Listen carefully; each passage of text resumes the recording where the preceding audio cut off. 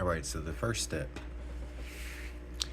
in restoring your rights is going to be to go to your state's page, their official website.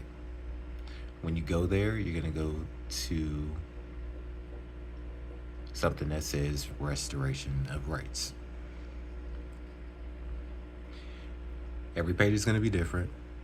I don't know exactly where it is for your page, but on this one, this is the Virginia state. So you would go to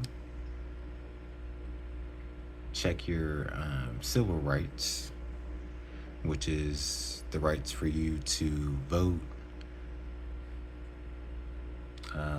jury duty, if you like doing all that kind of stuff. All right, so I had previously clicked on this, so check the status of your civil rights. Boom. And then obviously you would put in your first name, your last name, your date of birth, your social. I'm not going to do that on here because there's too many scammers. But you put that in there, it will pop up immediately telling you if you are